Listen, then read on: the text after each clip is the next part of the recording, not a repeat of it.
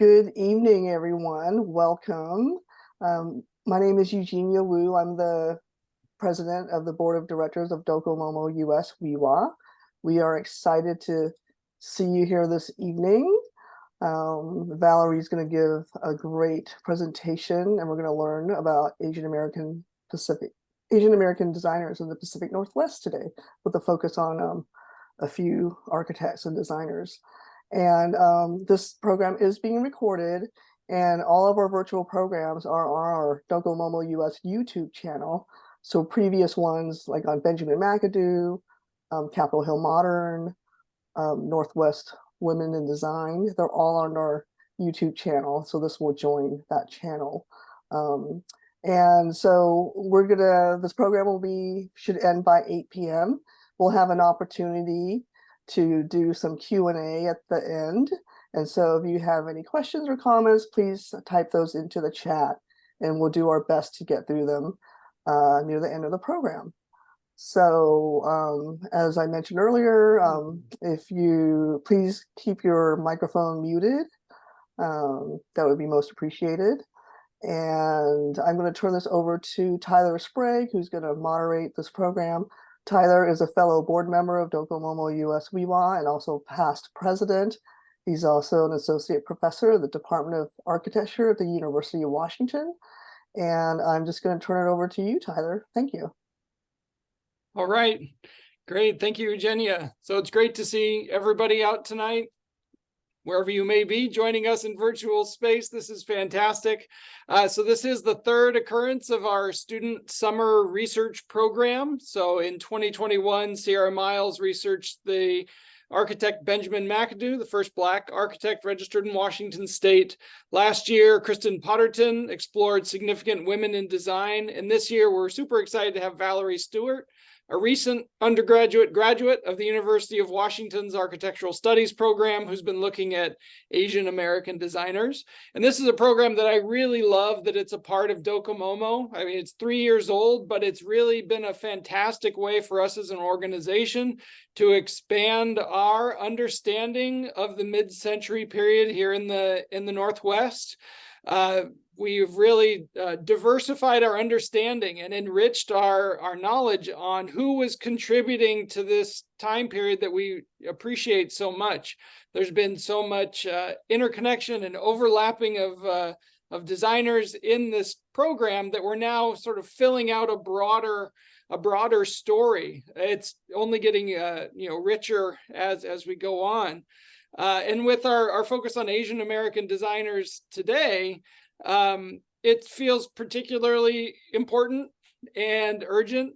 The influence of Japan has long been recognized in the mid-century design in the Northwest, but typically through the travels of white architects to Japan and bringing back certain details, spatial strategies, or materials and form. This work today really seeks to acknowledge the individuals of Asian heritage and their work here in Seattle. So I've really appreciated with Valerie how much her work has embraced the cultural history of the Asian American experience here in Seattle, with buildings as a product of these situations, needs, and capabilities of these different individuals. The Chinese, Japanese, Korean, Laotian, Thai, Vietnamese, Hmong, and others not aligned with other specific countries or nation-state identities are really a part of life here in the Northwest. And framing modernism, framing the mid-century period through their experiences and their productions is especially important, and important today as there still are unfortunate experiences of hate and violence. This research is an act of resistance. It's a peaceful inclusion and a celebration through the telling of history that I think is an essential part of what we do here at Docomomo. So while Valerie's work will present just 5 Asian American designers, this should all be a bit of an inspiration to explore others. Each individual has their story. There's too many to be included today, but I'm really pleased to present Valerie Stewart and her research on Asian American designers, and I think you'll enjoy it. All right, Valerie, you want to go ahead and take it away? Okay, sure.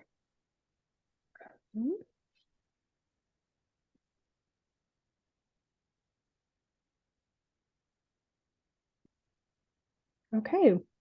Hello, everyone. Thank you. Use the screen. Oh. Can you share?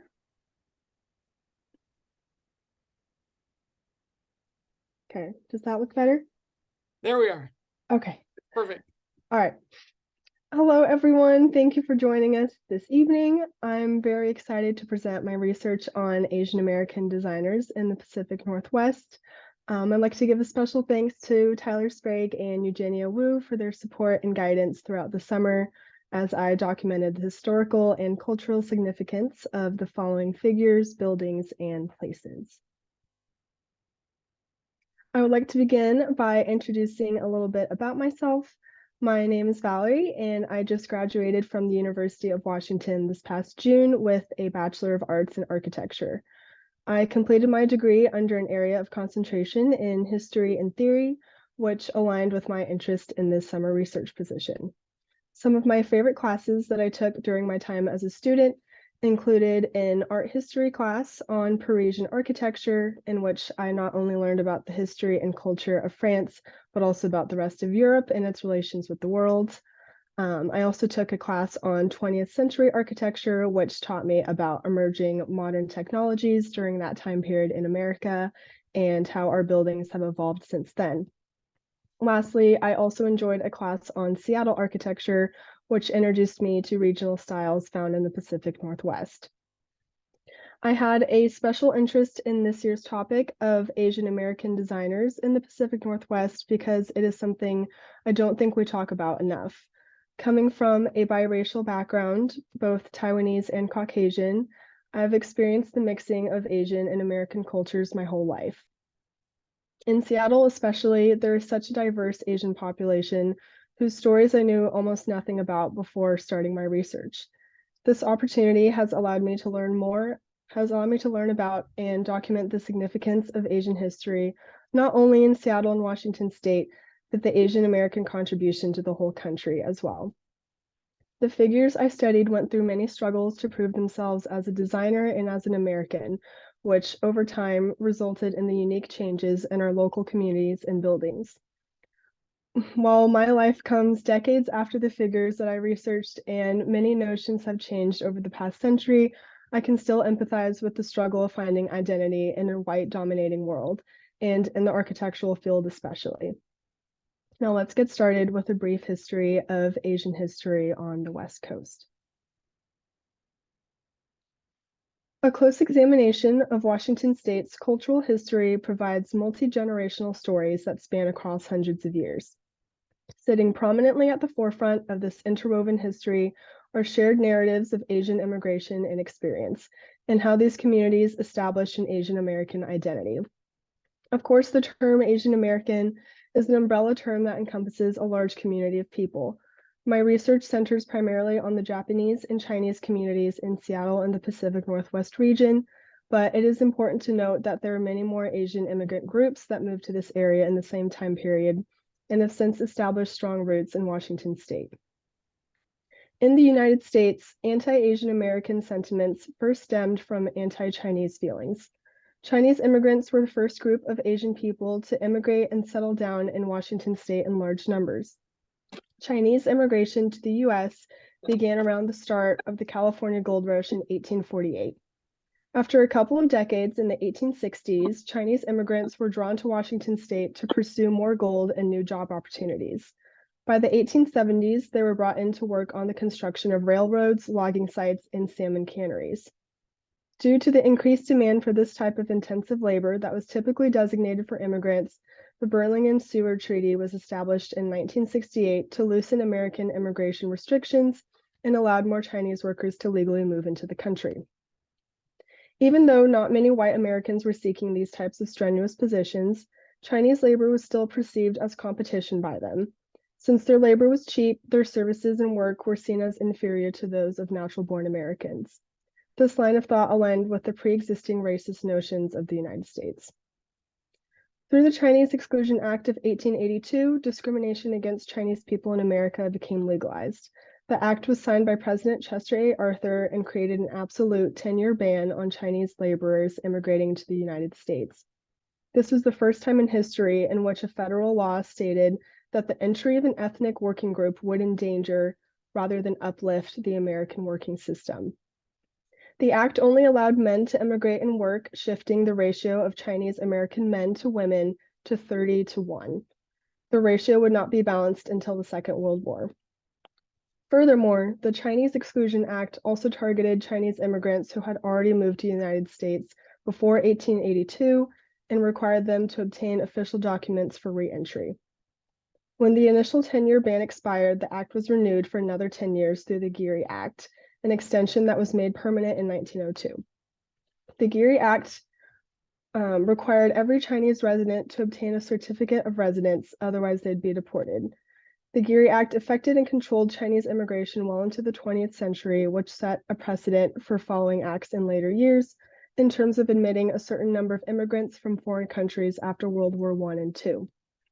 The blatant mistrust and disdain felt by Americans towards Chinese immigrants in the 19th and 20th century foreshadowed the same attitudes and treatment of Japanese Americans that would follow. Japanese immigration to the United States occurred at roughly the same time as Chinese immigration. Japanese men worked alongside Chinese men in many of the same industries, fishing, lumber, and picking produce. On March 31st, 1854, the Treaty of Kanagawa went into effect, requiring Japan to open to the West for trade and provide 2 ports for helping shipwrecked American vessels. This expedition was led by Commodore Matthew Galbraith Perry under the command of President Millard Fillmore. The Treaty of Kanagawa caused major shifts in the Japanese economy and culture, causing the country to move towards rapid industrialization. The Meiji government, the then ruling body of Japan, forced Japanese farmers out of the country to work on Hawaiian sugar plantations. By the late 1880s, Hawaii relied on Japanese contract labor to maintain their products and economy. Eventually, Japanese workers made their way to the Pacific Northwest, attracted to the demand for labor and to escape the worsening economic and social conditions at home. Anti-Japanese sentiments, coupled with anti-Chinese and generalized anti-Asian sentiments, became widespread in the United States due to an increase in immigration and, more specifically, the Japanese defeat of Russia in 1905 in the Russo-Japanese War. Japan's victory marked the first defeat of a Western nation by an Asian nation in modern times and signaled Japan's military strength to the rest of the world. Fears of Asian conquest were referred to as the Yellow Peril in the United States and raised suspicions towards everyone of Japanese descent as they became perceived as threats. Attempts at school segregation and violent attacks on Japanese people and businesses ensued throughout the states. The Gentlemen's Agreement of 1907 was a compromise between President Theodore Roosevelt and the Empire of Japan, in which the San Francisco School Board evoked segregationist orders and the Japanese government agreed to limit immigration to the United States. Later, in 1913, the Alien Land Law went into effect, prohibiting the ownership of agricultural land by aliens ineligible for citizenship. Building upon this, the Alien Land Act of 1920 prohibited leasing and sharecropping to those ineligible for citizenship. Naturally, the basis for this law assumed that Asian people were the majority group of aliens ineligible for citizenship. The naturalization statute was revised after the 14th Amendment to permit naturalization only to white and Black citizens, purposefully excluding Asian people. The Immigration Act of 1924 took the final step in prohibiting all further Japanese immigration. The act created a large generation gap between Issei, Japanese immigrants to the United States, and Nisei, people born in the US, to people who immigrated from Japan. During the Great Depression in the 1930s, many Americans were negatively affected by the rapidly dropping stock market, unemployment, and bankruptcy. However, this bleak time period in American history also provided some opportunities for Issei to establish themselves as citizens and find jobs, guaranteeing them their fundamental civil rights. Prior to this decade, many Issei were met with distrust and rejection from the white American neighborhoods due to their underlying prejudices, the perceived threat of immigrants taking jobs, and the increase of immigration into the United States as a whole. When the Great Depression fell upon the country, Issei began to hold both Japanese and American values and lifestyles as they further settled into their new homes. They were able to advocate for their civil rights by introducing their Japanese-American mixture of cultures to other Americans, which was received more successfully than in the early 20th century during the Alien Land Act and sequential anti-alien laws. Nisei children were encouraged to learn English in addition to Japanese, and were also taught American traditions and etiquettes to have more opportunities than their parents. Japanese Americans owned and supported local Japanese businesses to gain relevance in the American economy. They were able to start their own businesses because although Issei were banned from owning land, Nisei were not. They purchased land from white owners for their personal use, which allowed them to expand and become successful over time. As Japanese-ran businesses began to flourish, this prompted more interactions with white businesses, further integrating the Japanese and American communities. The Japanese American Citizens League, JACL, a Seattle-based organization for the Nisei, was founded in 1929 and aimed to build individual character on a firm foundation of Americanism, so that the Japanese community could fight for their rights. JACL helped Japanese Americans not only establish themselves in the Pacific Northwest, but in the rest of the United States as well, and remains an active organization with over 100 chapters today. All of these tentatively good relations between the Issei and other Americans would be lost after the bombing of Pearl Harbor on December 7, 1941, and the ensuing Second World War. During the war, President Roosevelt declared that the Japanese race is an enemy race, which reignited the white hatred and now fear for Japanese Americans for many years to come. After 1941, budding relations between white Americans and Japanese Americans came to an abrupt halt. Executive Order 9066, established and signed by President Franklin D. Roosevelt on February 19, 1942, called for the immediate forcible removal of anyone with Japanese ancestry from their homes, even U.S. citizens, and relocated them into internment camps that were dispersed across the U.S. military zones that were created mostly on the West Coast in California, Oregon, and Washington State to target large Japanese American populations. The policy was enacted on the grounds of preventing espionage on American shores, but even infants and children and the elderly were affected. Anyone who was 1/16 Japanese or more were considered a justifiable threat to America.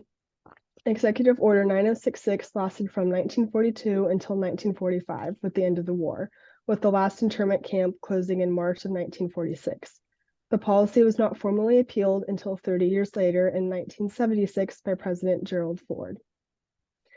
Now that we have examined a brief history of Chinese, Japanese, and Asian immigration as a whole to the West Coast and Pacific Northwest area, let's take a closer look at the specific places and buildings that shape these communities in Seattle and the figures who designed them.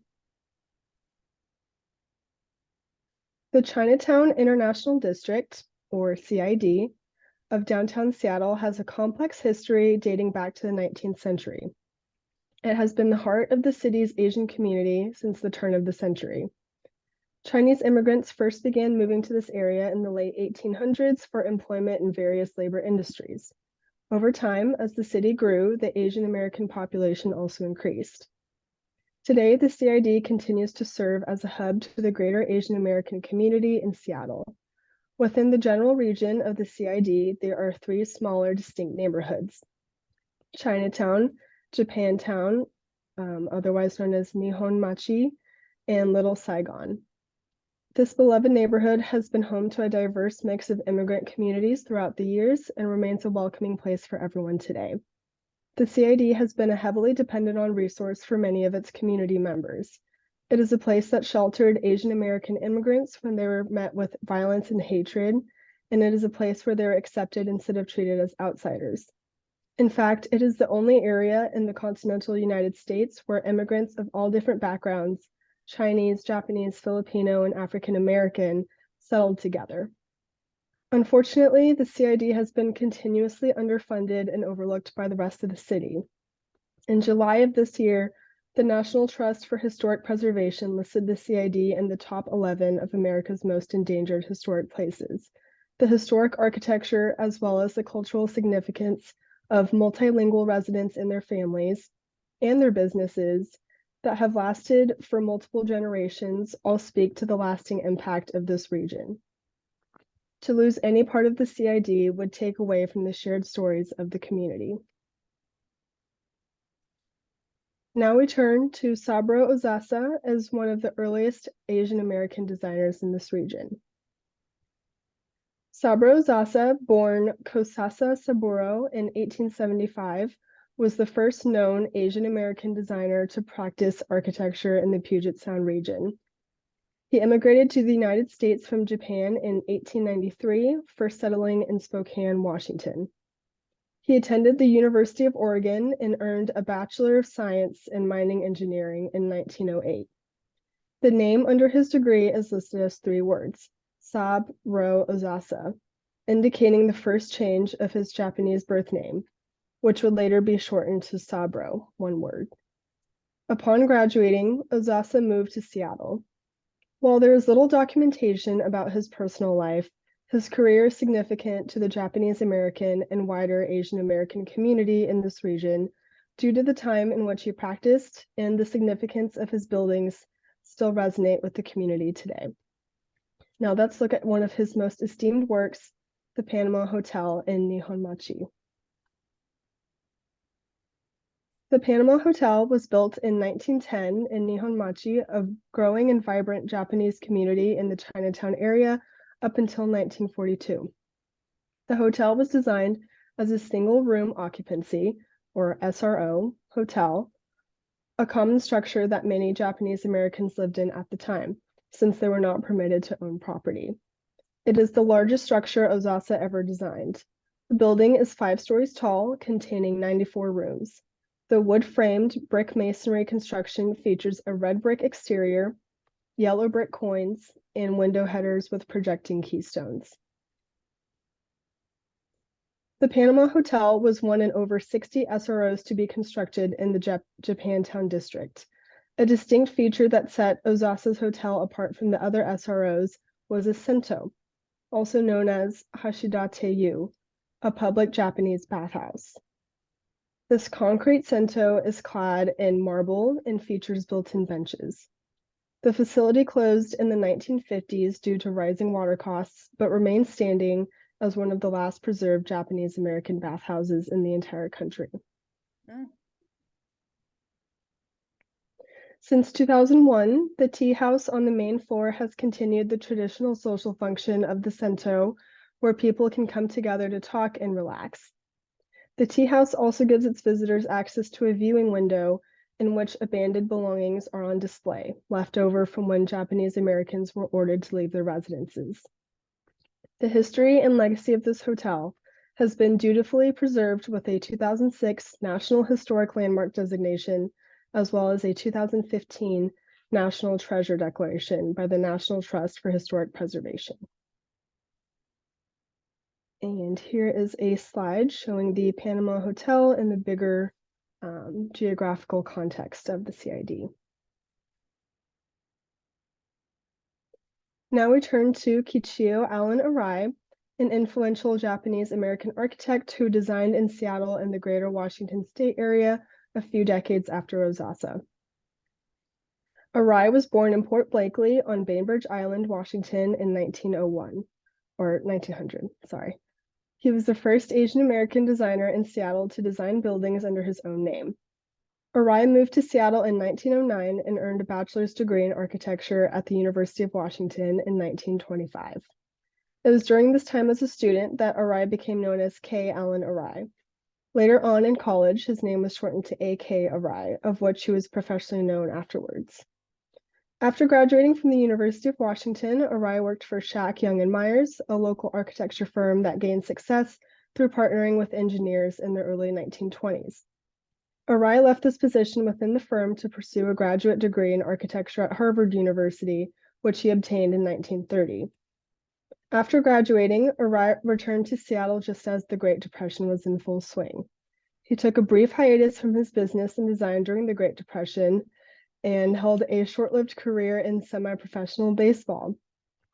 One notable building that is accredited to Arai during this economically bleak time was the Yakima Buddhist Busei Kaikon, located in Wapato, Washington.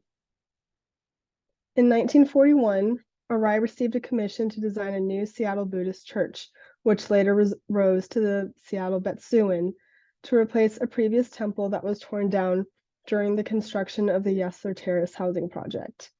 In this design, Arai combined traditional Japanese design with American building techniques and materials, setting a precedent for his later temple designs. Arai gained much of the local Japanese American community's attention through the Seattle Betsuin and was considered their most prominent pre-World War II architect. The momentum Arai was gaining in his career through the Seattle Betsuin would have most likely provided him with bigger commissions in the future had he not been interned at this pivotal moment at an internment camp in Idaho after the start of World War II. Arai was held at this internment camp for over 6 years, finally returning to Seattle in February of 1947. Arai was still able to gain employment within a few local firms throughout the rest of his career and continued to infuse his work with traditional Japanese designs. Arai continued to practice along the West Coast, producing temples located in Auburn, Washington, and Ontario, Oregon. He died in Los Angeles, California in 1966. Now let's take a closer look at the renowned Seattle Betsuin by Arai. Japanese Buddhism became more commonly practiced among Japanese American men in Seattle starting in the early 19th century, when the first service of Jodo Shinshu, also known as Shin Buddhism, was performed in Seattle in 1901. The origins of the Jodo Shinshu school of Buddhism can be traced back to sometime in the early 13th century, but its significance in Seattle and the Pacific Northwest does not evolve until the arrival of Japanese immigrants to the region. In the very beginning, Japanese men would gather wherever they could for Buddhist worship, in restaurants or noodle shops and other small local shops. As more people joined in worship, the community grew to a point where architects Charles W. Saunders and George Willis Lawton were commissioned to design a Buddhist temple. Sadly, their work was demolished in 1939, only 30 years after its completion with the construction of the Yesler Terrace housing project, which was Washington State's first public housing development. Thus, Kichio Allen Arai was appointed to drop a new Japanese Buddhist temple, the Seattle Buddhist Church. In 1954, this temple was elevated to the status of Betsuin, which recognizes the building as having a direct connection to the mother temple and holds a special role of spreading Buddhist teachings to other nearby temples. Hereafter, the church was known as the Seattle Betsuin. Here, Arai demonstrates his ability to fuse Japanese architecture with modern American materials. The most notable Japanese characteristics of the building can be seen in its subtly ornamented cornices, gabled upturned eaves, lattice detailing on the pediment, and decorative gables. Overall, the materials used in the building, for example, the brick facade, lend an American feeling to the otherwise Japanese temple. Arai's interpretation of this temple, a combination of American and Japanese influences set in the 20th century, is what makes the structure so unique. Incorporating contemporary materials such as wood-fired brick and asphalt shingles in a Japanese Buddhist temple present a new modern take on an otherwise stylistically recognizable type of building due to its deep historical and cultural roots. Arai's design here set a precedent for many of his later Buddhist temples. In 1963, the Seattle Betsuin gained a community hall addition that is connected to the original building through an enclosed corridor, designed in part by Arai. The accessory hall is known as the Shinran Shonin 700th Anniversary Memorial Hall. It was built in honor of the late Shinran Shonin, founder of Shin Buddhism, 700 years after his passing.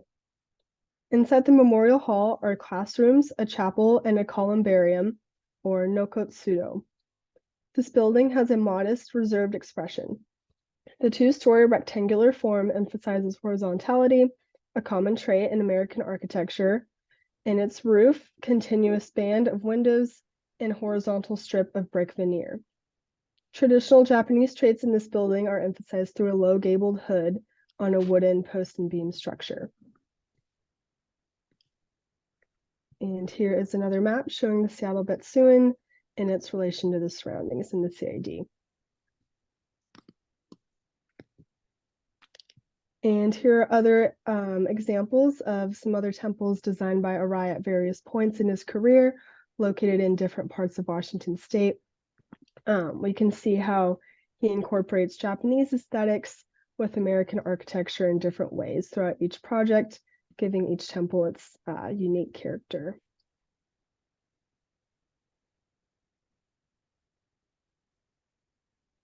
Now we turn to the life and career of another University of Washington alum, Benjamin Wu. Both an engineer and architect, Benjamin Wu was born in Seattle on June 15, 1923. He grew up and stayed in Seattle until he was drafted for World War II, where he was stationed in Chicago and studied meteorology at the University of Chicago. After the war, he returned to Seattle and attended the University of Washington on the GI Bill. He studied mechanical engineering and graduated magna cum laude in 1948. After a few years of working experience as a draftsman, Wu started his own firm in 1955. In 1959, he went on to form a partnership with Seth Jackson and Donald M. Edwards, known as Wu, Jackson, and Edwards. Operating from 1959 to 1963, the firm specialized in shopping centers. Then, in 1964, the partnership dissolved and Wu started another firm, going on to build works such as the first Federal Savings and Loan Bank in Renton, the first home of the Wing Luke Museum, and many others. In 1969, Gerald A. Park joined Wu in a new partnership. Together, they designed the United Savings and Loan Bank headquarters building in 1973 in Seattle's Chinatown International District. Throughout his career, Wu was heavily involved in a variety of social and civic organizations, particularly with the Chinese American community. He was a founder and president of the Chinese Community Service Organization in the early 1960s. He served on the Seattle Human Rights Commission from 1965 to 1968 and was also one of the organization's founders.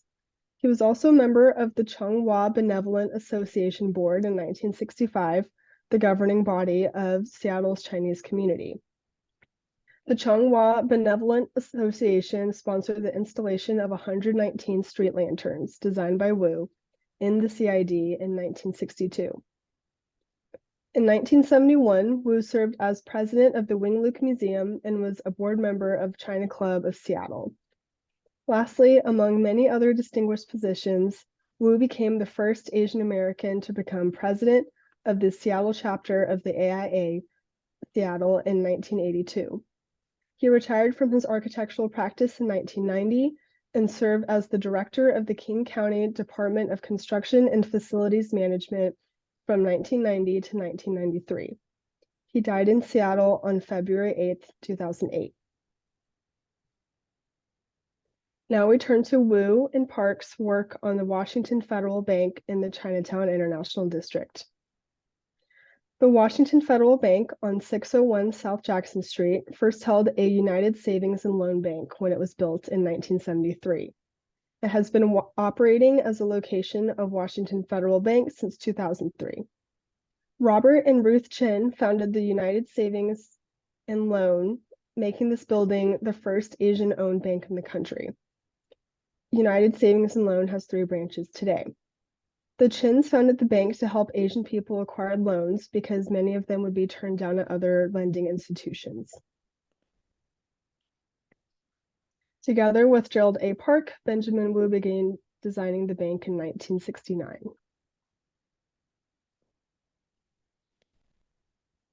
Reinforced concrete construction places the building in the contemporary modern period, but its design references earlier traditional Chinese design. These characteristics can be seen in the wrapped balconies on the upper floors, the colorful tiling details on the roof, the curved eaves, and the original artwork of the entry mural. The mural is titled The 8 Immortals and is accredited to Fei Chong, a friend of Wu's.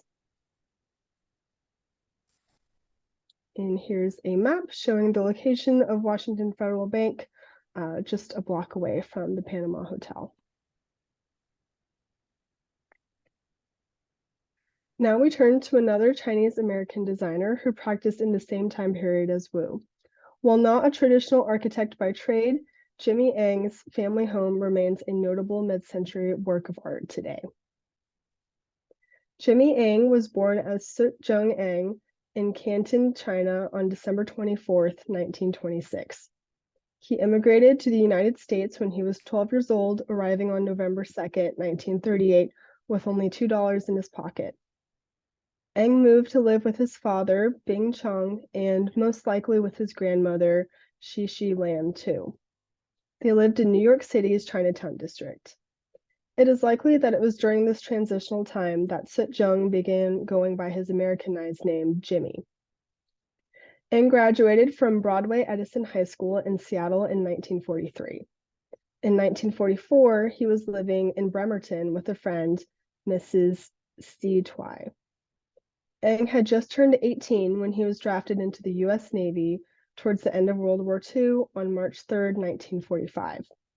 Eng served in the Pacific Theater and was discharged after serving just over a year on July 20th, 1946. He returned to Seattle after the war was over. In the fall of 1948, through the GI Bill, Eng enrolled at the University of Washington to study architecture. While there, he met Francis L. Cook, who was a Far Eastern Studies student and working as a travel agent at the time. They got married in 1950.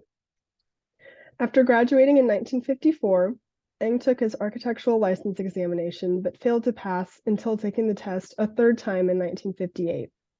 These struggles were common in the mid to late 1950s, and many applicants protested until the Architectural Review Board adjusted the way that they tested. During this time after graduation, Eng also got promoted to a full-time job with Boeing Aircraft Company and worked his way up the company, eventually rising to the supervisor level, and remained working there for the entirety of his career. On September 7, 1957, Eng married for a second time to Marie Betty Wu. Together, they raised 3 children, Cynthia, Candace, and Curtis.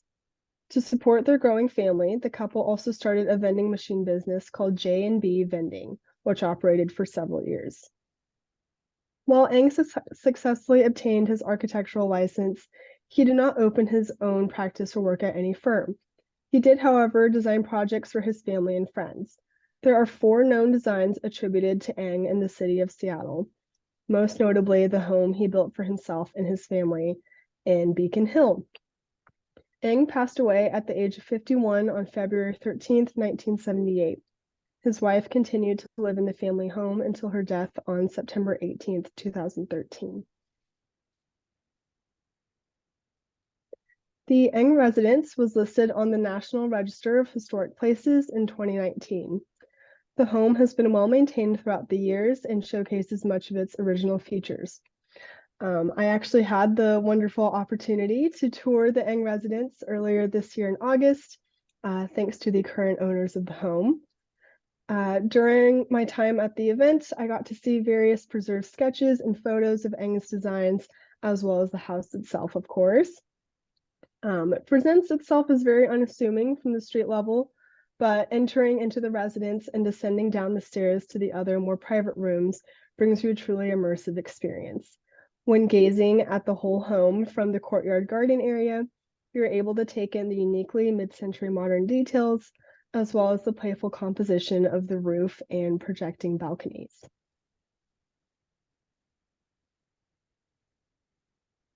Finally, we are led to the discussion of Minoru Yamasaki, one of the most prolific Asian American architects in the country. Yamasaki was a renowned first-generation Japanese American architect born in Seattle, Washington in 1912. Being raised in the United States by an immigrant family in the early 20th century, Yamasaki saw how hard his father worked to provide for them, his mother, and his younger brother. He would often pick up extra jobs on top of his full-time position as the manager of the stock department of a shoe store. Yamasaki felt the need to prove his full potential to everyone around him, as he frequently faced racist encounters growing up, like being rejected from pools, movie theaters, and other public places. Driven by this ambition, when Yamasaki grew up, he enrolled at the University of Washington to study architecture, graduating with a bachelor's degree in 1934. It was at the University of Washington that Yamasaki learned from and worked with other prominent architects of this time, such as Lionel Preece and Victor Steinbruck. Upon graduating, Yamasaki moved across the country to pursue a master's degree in architecture at New York University.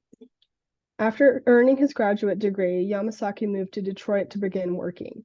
He achieved the distinction of head of design at Smith, Henchman & Grills, one of the oldest architectural practices in the country, in 1945. Yamasaki and his close family were able to avoid internment during World War II thanks to the employers in his early career. After the war in 1949, Yamasaki left his position at Smith, Henchman & Grills, along with two fellow associates, Joseph Leinweber and George F. Helmuth, to form their own firm, Leinweber, Yamasaki, and Helmuth. They established an office location in St. Louis, Missouri, in addition to their headquarters in Detroit. Leinweber, Yamasaki, and Helmuth received commission for the Lambert, St. Louis Municipal Air Terminal in 1951, later distinguished with an AIA First Honor Award. Yamasaki brought about a lot of new ideas in his career due to his vast experiences in different cultures and architectural styles. He frequently traveled the world to enrich his knowledge of these other lifestyles, beginning with his first trip to Japan. Yamasaki visited his parents' home on this trip and thoroughly enjoyed and noted the contemplative nature of the buildings in the country. From Japan, Yamasaki went on to study Paris, Pisa, Venice, Milan, Rome, Chandigarh, Hong Kong, and many other influential cities.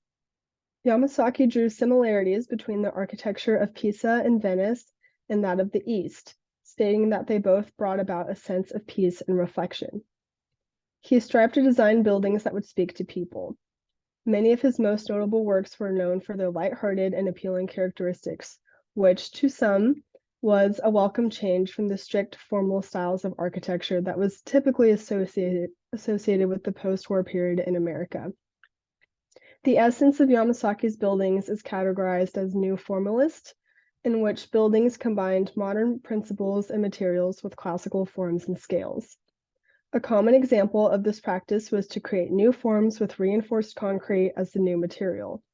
This, combined with modern technologies, allowed for experimentation with casting large structures. In 1957, Yamasaki split off from his partners and established his own firm, Yamasaki & Associates, remaining in Detroit. In 1962, his company was commissioned for the infamous World Trade Center in New York City. This project required 10 million square feet of office space, which Yamasaki achieved through the design of two 110-story towers. He was able to conserve even more space inside the building through what he and the building's engineers called sky lobbies. Inspired by the local New York City subway system, sky lobbies served as express elevators that could quickly transport people inside the building to local elevators that would serve every floor. The towers were the tallest structures in the world at the time of their completion in 1973. Yamasaki's design of the World Trade Center landed him on the cover of Time magazine in 1963. In the photograph, Yamasaki is depicted in front of his United States Science Pavilion, which was constructed for Seattle's World's Fair of 1962.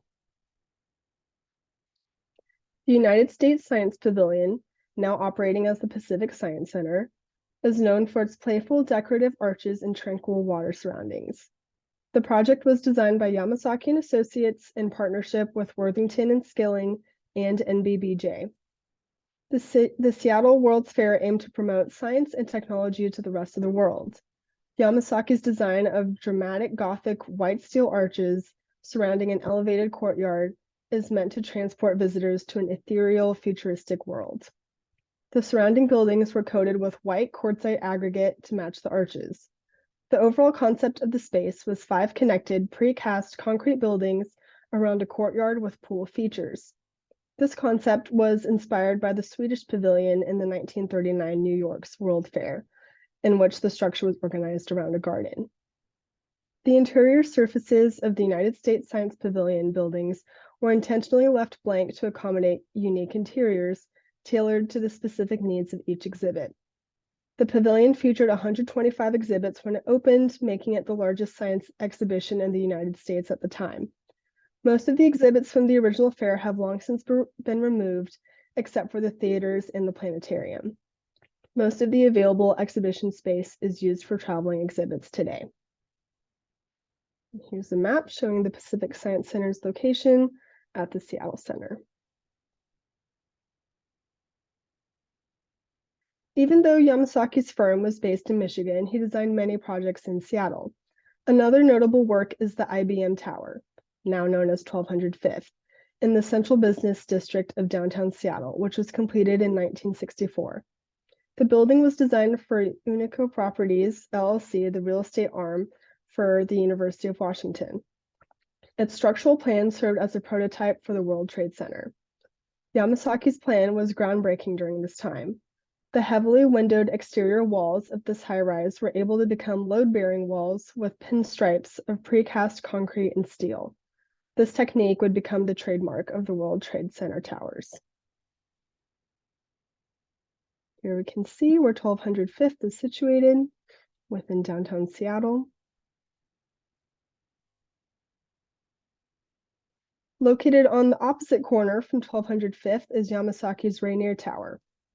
Its unusual appearance of a 121-foot tall tapered concrete base that supports a rectangular, almost 30-story block yet again demonstrates Yamasaki's nuanced way of thinking. By resting the office spaces on the smaller pedestal, pedestrians are able to enjoy the plaza space that is created at the ground level.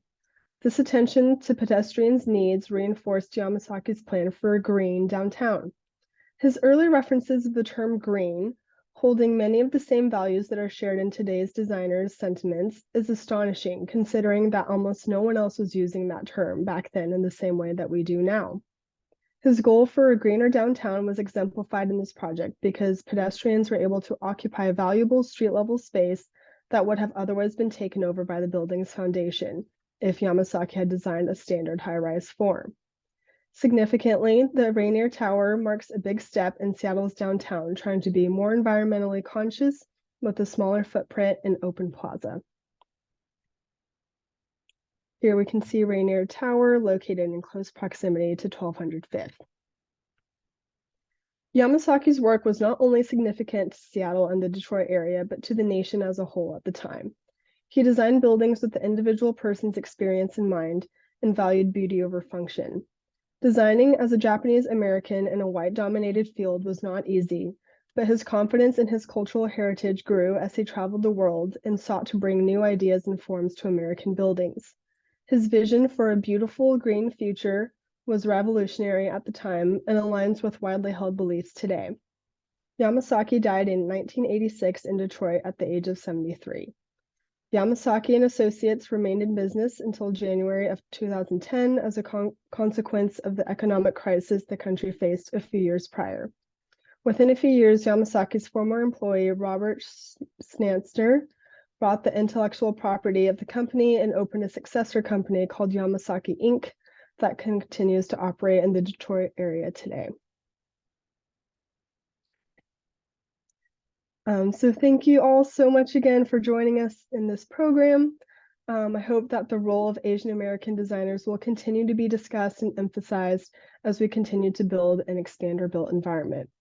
Through this opportunity, I have gained a broader understanding of the history of Seattle and Washington State, which would not be complete without the Asian experience felt in this region and country.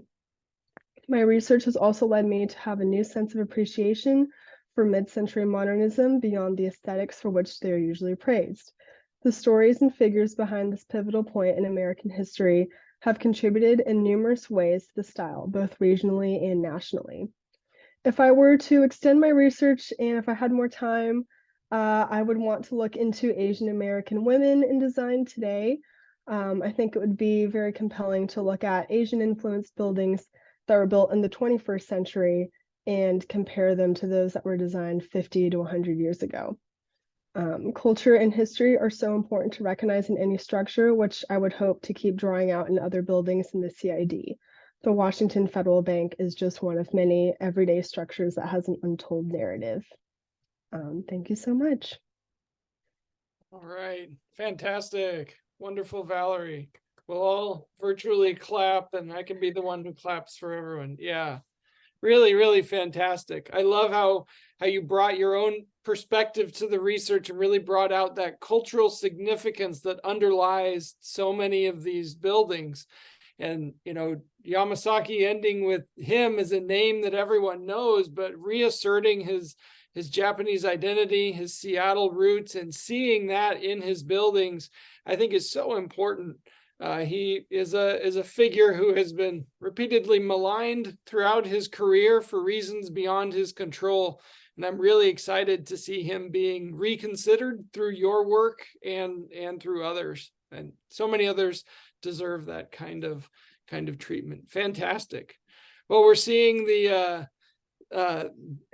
things come in through the chat, and we can start to bring some of them up here. Mostly they're just saying what a great job it was. And yes, there are others that are certainly worthy of attention as we continue in our work here at Docomomo. We do want to celebrate others. So I see the mention of another Japanese American architect, Smith Sumio Nagata, who was, of course, influential. I have a list here on my computer of others that we could certainly expand this work to include. So it's really great to see those names come up and come into the fore and made a full part of our discussion of the mid-century movement here. So one correction on a reference of an image there of the different temples that are coming through. That's great as well. Yeah. Happy to take any questions, but also happy just to continue talking about the significance of this work. I, for one, do not know the Seattle Buddhist Church, and I've got to get down there to see it. Just the fact that it's that wonderful blend of mid-century materials with a Japanese sentiment, you can almost feel Arai trying to negotiate that cultural situation, wanting to make something significant for his community, but have it totally centered here in Seattle, in the United States. And it's wonderfully restrained with a small amount of detail, but communicating a lot.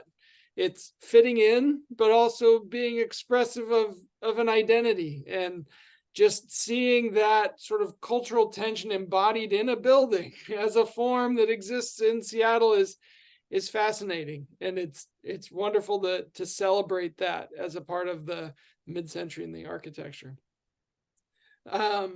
One question asks, do you know if Wu's Bank in Renton still exists?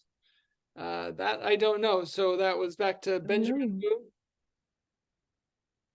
Yeah, I'm not sure about that actually. I can definitely look into it. Mm-hmm. Great. Yeah. And other, there's so many to go check on, so many projects like that are out there. Fantastic. Oh, and I see a mention. Sorry, go ahead, Eugenia. Oh, sorry, I'm tired. I just want to mention, so there are quite a few people joining us today who are quite knowledgeable themselves as well. And Michael Hauser, who writes many of the biographies on our website, he's actually working on some more bios of Asian American designers. So we'll be uploading those on our website. And if you follow us on our website or on social media, we'll kind of update you all as we get those online. So that's very exciting as we build these biographies. We have over 170 right now. A small portion right now. We only have 3 Asian American designers. They're all men. So great. If you know more, please put them in the chat. Oh, 186, Michael. Okay. So we're getting close to 200. That's wonderful. So it's a really great resource for the public. And it's a lot of work to do this research, as Valerie can attest to, all the wonderful research that she did to put on this program. I just wanted to thank her. It was great. Yeah. And the one question that came through, I think, from Michael is just about the influence of internment, and something that is, an encouraging thing to think broadly about. So with several in the Seattle area that have been interned, do you think that experience had an influence on their design. Certainly there's the cultural struggle of reintegration, re-establishing businesses and property, but curious if you saw anywhere where that experience sort of was reflected in some sort of part of their design. I don't know specifically, but I can only imagine that it would, further fuel their desire to kind of, share their history and share their culture after the fact. And, they still try to, blend cultures together and create this unique Japanese American style that still continues to, still perseveres today. So I can only speak to their endurance, I guess, returning to practicing after that and continuing to share their heritage. And one thing I don't think you mentioned was you did have some early connections with both Densho and with the Wing Luke Museum. So two current organizations very much interested in sort of the history of the Asian American experience. Would you just describe a little bit of your conversations with them or how that influenced your research? Yeah, so I was able to I just sent on a general inquiry to the Wing Luke Museum, and someone messaged me back, and she's actually part of the CID coalition. So we chatted on Zoom with a few other members and basically talked about the importance of preserving buildings in the CID, especially bush gardens, as it's coming into new ownership, and just the struggle to share these communities' experience and their history and just the significance of these buildings. So yeah, I had a good chat with them early on. Fantastic. Yes, definitely an opportunity for advocacy and for the preservation of these types of buildings. Exactly what Docomomo US WEWA is about. All right, well, we're getting close to time, so I'll turn it back over to you, Eugenia, for some final comments. Great. Thank you, Tyler, and thank you, Valerie, for the wonderful presentation. And we learned a lot, and thank you all for attending this evening. And this recording will be uploaded to our YouTube channel, as I mentioned. So I did put a link to our YouTube channel earlier in the chat, and feel free to watch this one again once it's up there, and also our previous programs. They're all really great programs, and we're happy we were able to share this with you. I guess that's one of the good things that came out of the pandemic, because we didn't do virtual programs before. So coming up the rest of this year, we have our annual meeting and holiday party, and we're still trying to find a place and secure finalize the date, but it'll be probably in mid-December. It'll be fun and festive, I'm sure. It always is, and it's a great time. Many of you have attended, so please join us. It's a free event. And yeah, and then we're planning for next year, working with some of you who were actually in this meeting too. So with that, I don't think I have anything more. So again, thank you for joining us, and have a great rest of your evening. Take care, everyone. Bye-bye. Thanks again, Valerie. Great work.